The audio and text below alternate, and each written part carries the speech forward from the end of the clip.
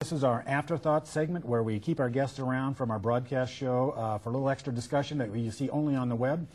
Here today with me are Jim Harden of Ram Harden Real Estate, Carl Ward of Nickerson O'Day, Bev Eulenhake of Epstein Commercial Real Estate, and Tom Lee of the Maine Bank and Trust. Thanks for sticking around. We're going to have a little more time to continue on with some of our discussion. And it's interesting. We're having the conversation about trying to figure out how real estate is affecting the Maine's economy, but I think I'm hearing it's the other way around. I mean, real estate houses either business activity or human beings, and, and if you have growth in that, then you have to increase your real estate capacity.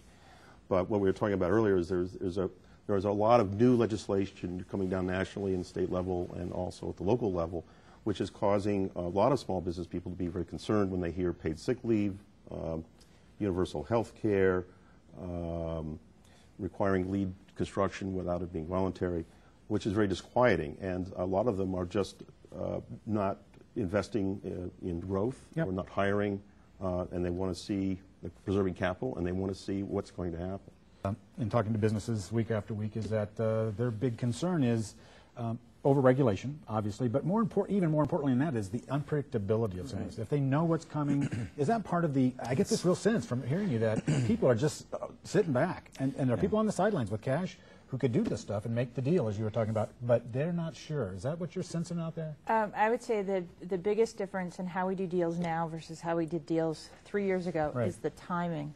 It takes forever to get decisions made, either on the tenant side or on the landlord side.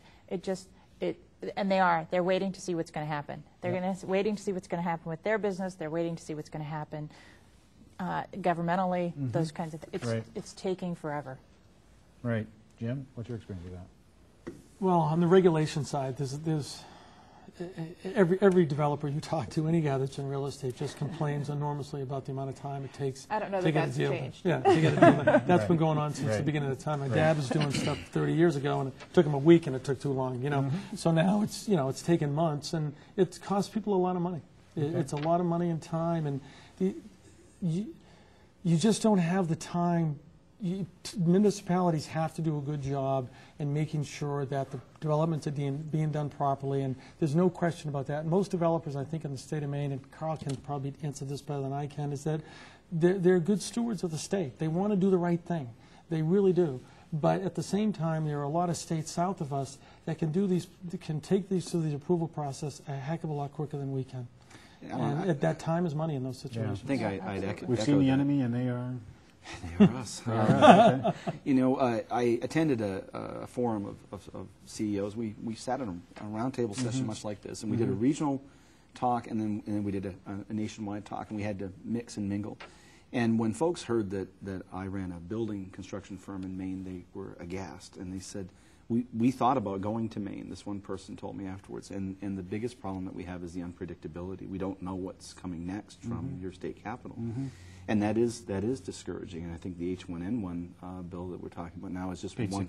The paid sick leave bill is just one of those examples. I think that also the medical health care legislation that's being talked about in Washington has got a lot of people holding, and I think that I'm a business owner. Every year near the end of the year, I have to sit down and do a budget, and I have to try to predict these things. Where will I be with medical insurance costs? Maine is very high. Where will I be with energy costs? You know, on and on and on. And the H1N1 bill, for instance, will cost me one project manager. If I'm having to have those concerns, and I'm the builder, then what about the people that I work for? They must be having those same concerns. Perhaps if there's a reason why Maine's increases are more muted than other areas of the country when we do go through a recovery, that might very well be part of the reason. Okay, good. What are going to be looking towards the future, the rest of this year and 2011 even, what are going to be the kinds of indicators that we should be looking for to see that when this is going to start to move, when it's going to start to break? What are going to be the things? Are going to be any specific kinds of real estate deals in Portland or Bangor that's going to be indicators of that? Is it going to be on the industrial side? Is it going to be on office space side? What should I be watching for to know, aha, we're moving? In the real estate world. Yeah. I would say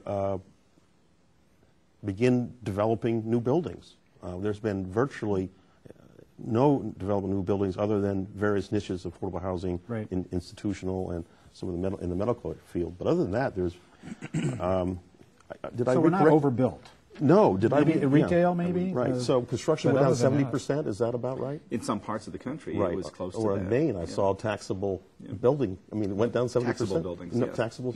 So I think my answer would be, you start driving around, you start seeing more construction of houses. Yep. And you see more buildings finally coming out of the ground. It's That Econ would be 101, I guess, a isn't sign it? of spring, I guess. That means that, well, that means that the jobs are coming back and it's driving this piece. Is that Alan, right? I would say it's employment.